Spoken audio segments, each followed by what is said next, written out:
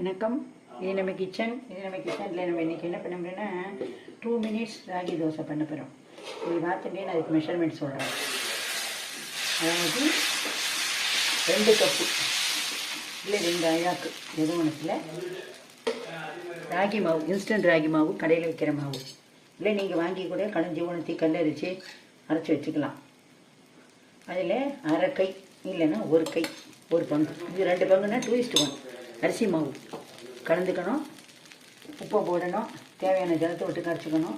பச்சை மிளகாய் நறுக்கி போட்டு, கருவேப்பிலை கிள்ளி போட்டு, பெருங்காய ஜலத்தை விட்டுண்டு, ஜீரகத்தையும் போட்டுண்டு, அவ்வளோதான். வேணும்னா ஆப்ஷன், விரதம் நாள் இல்லைன்னா வெங்காயம் போடலாம். எங்கள் காலத்தில் விரதங்கிறதுனால வெங்காயம் போட்டு பார்க்க ஆரம்பிக்கிறேன்.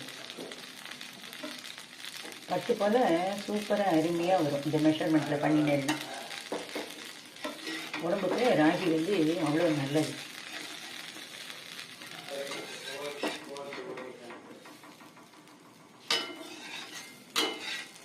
திருப்பி போடுறோம். நல்ல மெல்லிசாக அருமையாக ஜம்முன்னு வரும்.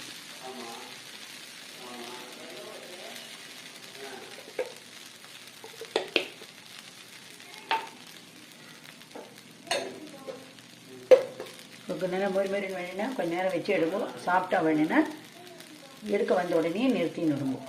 அவ்வளோதான், முடிஞ்சு போச்சு. இது 2 minutes தான் ஆகும்.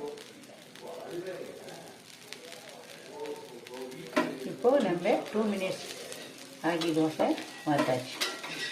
நீங்களும் இதேமாரி பண்ணி பாருங்க, ரொம்ப அருமையாக வரும். உடம்புக்கு ஹெல்த்துக்கு ரொம்ப நல்லது. நன்றி, வணக்கம்.